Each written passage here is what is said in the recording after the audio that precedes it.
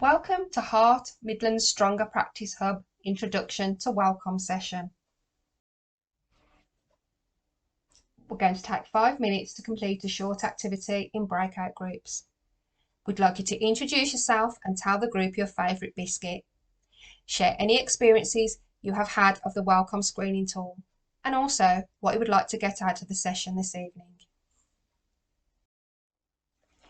The aims of our session this evening are to introduce you to the Speech and Language and Communication WellComm Toolkit. We also aim for participants to become familiar with the toolkit and how to use it to screen and support children. So, what is WellComm? WellComm is a complete speech and language toolkit used with children from 6 months to 6 years. It was designed to support you to develop the speech, language and communication skills of all children, whilst also helping you to quickly and easily identify those children who have delayed speech, language and communication skills. It is an evidence-based tool developed by the Speech and Language Therapy team in Sandwell in 2005. It was created due to the need for a universal tool that all early years settings and professionals can use across boroughs. It was in response to the need for greater vigilance in the area of monitoring and improving children's language skills. It has since received multinational interest and is now widely used across the UK. Screening can take up to 10 to 15 minutes. However, key to this is the invaluable observations which take place whilst the child is both with you and at their own homes. The following 4 books, including a bag, are the resources that you will need to undertake the screening. The first resource is the handbook. This is your key resource into understanding the toolkit. It provides an overview of the toolkit prior to screening alongside guidance and case studies to support you in interpreting your data following the screening. Next, we have the Little Book of Score Sheets and Rules, which provides photocopyable score sheets and screening activities. Next, we have the Picture Book, which provides the visual stimuli to be used during the screening process. And finally, the Big Book of Ideas, which is the key tool for delivering the required interventions and support. It provides you with 150 instant play-based activities so that you can take action straight away. In addition to the books, you will need the following resources, which can be found within your home. We have found it helpful to keep all of these resources with the screening tool, as they are objects that can be found easily around the home. As you can see from the screen, different objects are needed for different sections.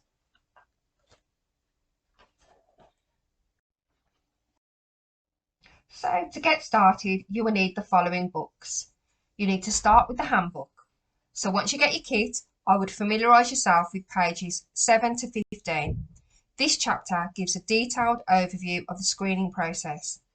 We then have the Little Book of Score Sheets and Rules and the Picture Book. WellComm is made up of 9 age-appropriate sections. You must first establish the age-appropriate section to the age of the child being assessed. This table can be found in the Little Book of Score Sheets on page 1. Just to note, the Little Book of Score Sheets is split into 2 parts. Part 1, the score sheets, and Part 2, the rules. As you can see from the table, you can use either months or years, whichever you prefer. It is, however, important to use full months.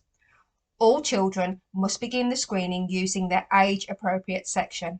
However, if it is clear that a child will not score in their age-appropriate section, it can be really detrimental to their confidence and motivation if they are unable to answer questions or activities given to them. In these scenarios, WellComm advise that you start the section you feel most appropriate based on your professional judgment and work up to their red section instead. So, for example, if you have a child who is 3 years, 11 months and your professional knowledge of that child shows that they would not be able to answer the questions in section 7, you feel they sit better within section 5, you would start there. If the child scored green or amber in section 5, you would move on to section 6. If the child screened red, you would look at section 4 and keep going until you found a green. Now we have established the section needed for each child, we need to gather the correct scoring sheets. These can be found in part 1 of the little book of score sheets. You will notice that each section is a different colour, making it easier to match materials. The paper score sheet is made up of 2 pages, one to record the child's scores and another to add any additional comments or observations you feel are important to track and make note of during the screening process. It is also important that your prior knowledge and previous observations of their speech, language and communication skills are involved in this process. For example, if during the screening process a child is not able to demonstrate something that you have observed, it would be helpful to make a note of this in the additional comments section to indicate that this skill may not require intensive work, but support is needed to strengthen this skill. There are a total of 10 questions for each section, 5 which refer to what the child understands. So, for example, can the child point to their eyes, nose, ears and mouth? And 5 which refer to what the child uses. So, for example, does the child use 10 everyday words? At the end of the screening, the child will either score red, amber or a green. The boundary for each outcome will vary between each section. As you can see, just provide a tick or a cross for each question. Once completed, use the score guide at the bottom of the page. The next step is the rules. These are the questions and activities that form the screener. These can be found in part 2 of the little book of score sheets, and rules are labelled by section number. As previously mentioned, each section is easily identified by its colour, with each set of rules matching the appropriate score sheet. Again, there are 2 pages per section. 1 page for each of the 5 questions and activities related to what the child understands and uses. It's really important that you read through the set of rules before you start the screener and follow the rules directly as instructed.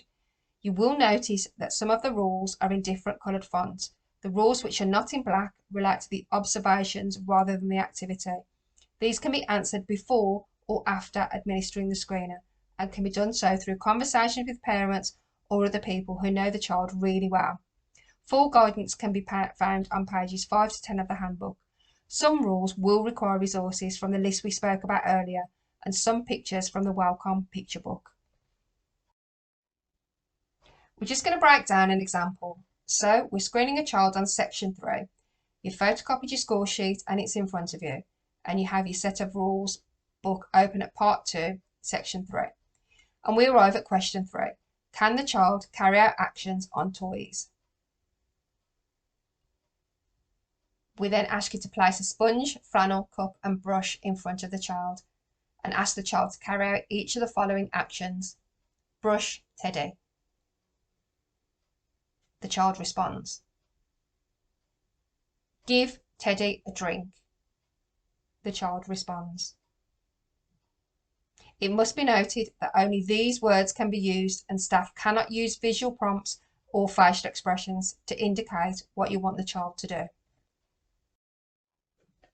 The picture book is broken down into colour-coded sections.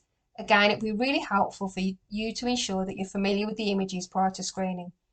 Each set of pictures are ordered in a way in which they are needed during the assessment. Each page is also clearly labelled at the bottom of the page to help you ensure that you have the correct image needed. So the image above is from section 2, question 2. In the rule book, you are asked to say to the child, point to the car. Once again, please make sure that you do not point or look at the picture. If the child does not identify the correct image, it's really important not to intervene at this point and show them the answer. Just thank them and move on to the next question. You can, however, make notes in your action section if you so wish, but the interventions and activities to develop these are part of the targeted play activities in the big book of ideas that we'll move on to later. Here we have another example from section 4 and the score sheet question 2. Ask the child to understand the word broken. The rule book asks you to say to the child, where is the broken pencil? The child responds. Then, where is the broken cup? Once again, the child is asked to select both, and the adult must only use this language and not provide prompts. As previously mentioned, in most cases, the assessment should start in the age-appropriate level based on the child's date of birth. Any child who received a red or amber outcome will need to continue the assessment further to establish their current language level. Screening will only need to continue by dropping one level at a time until a green score is achieved. If a child that has scored red at the age-appropriate section and is having significant difficulties, once again use your professional judgment to decide which section to screen the child next. So, what do the scores tell you about the child? Each coloured outcome refers to the current language level of that child, helping you to easily identify a level of need and a level of support required. Green outcome indicates that no speech, language or communication need has been identified. Children with this green outcome have language skills that are age appropriate. An amber outcome indicates that a child has speech, language and communication difficulties. Children with this green outcome are likely to make progress through personalised intervention using the Big Book of Ideas. A red outcome indicates that a significant speech, language and communication difficulty has been identified. Children with this green outcome would benefit from personalised interventions using the Big Book of Ideas and may require support from specialist services. As mentioned, the Big Book of Ideas is the key tool for delivering the required support. The activities are designed to be implemented using toys and items that can be readily found in the home.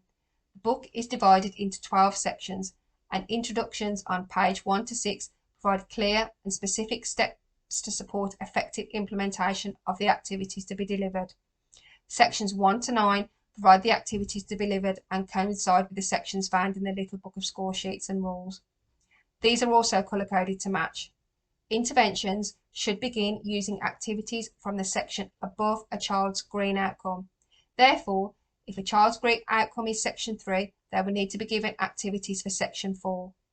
It is also important to note that the activities in each section are not differentiated by red or amber scores. There are 2 additional sections in the book and they can be found at the back. One is attention and listening, which provides activities to support children in developing these skills. Each section contains a number of activities to develop language skills within each particular age range. They range from simply copying activities to developing basic communication skills to extending vocabulary. To help you to quickly find your way around the activities, each section follows the same format. First of all, the title, that describes the aim of the activity.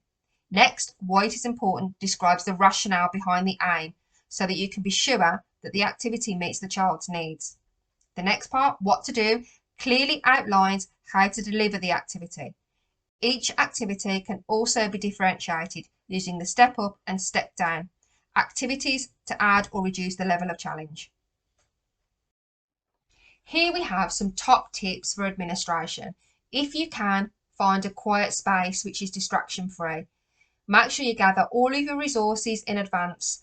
Consider the timetable and the rhythm of the day. If you know a child particularly gets tired after lunch, that's probably not the best time to undertake the screening. Again, take breaks if needed and come back to it. This is about what's best for the child. As we've mentioned previously, do not provide visual or verbal clues or even give specific feedback. And you can adapt the Big Book of Ideas activities. Most importantly, have fun with the activities, have fun with the screening tool.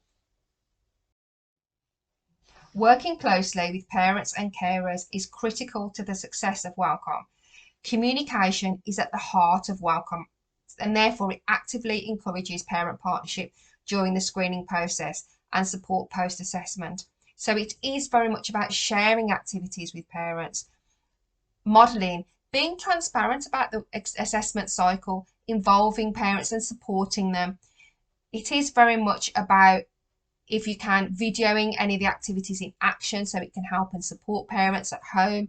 And also it is very much about discussing any strengths before concerns and offering that reassurance to parents.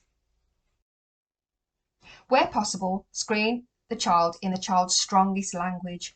We all know that bilingualism is an asset and the child's first language has continuing and significant role in developing their identity, learning and the acquisition of any additional languages.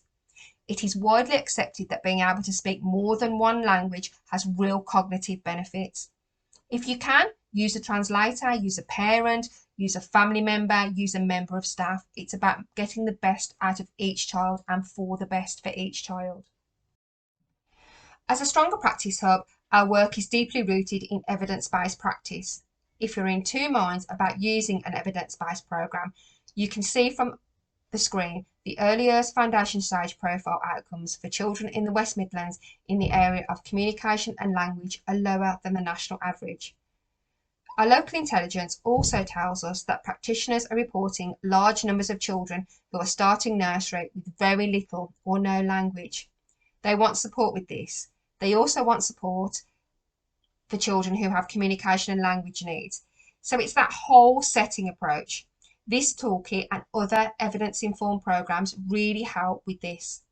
The EEF Early Years Evidence Store shows that children who experience communication and language approaches that involve intentionally acting to develop young children's understanding of language on their ability and confidence to use language and other strategies to communicate effectively increases children's learning by 7+ months. We'd urge you to use the evidence store and the early EEF toolkit to support you with your practice. Please follow the QR code on the screen to find out more. Exciting news, you'll be sent your pack through the post. We also have a follow-up session on the 12th of November. Here we'll be discussing next steps and answer any questions post-training. So over to you, any questions?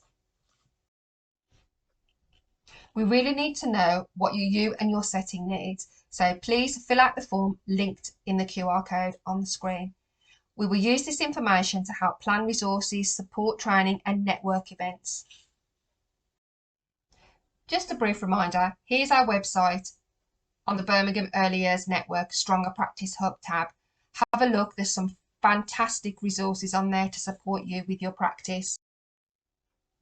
We'd love to hear from you. As I previously mentioned, please use the form linked in the QR code to get in touch with comments, questions or anything else related to the Heart Stronger Practice Hub. Thank you.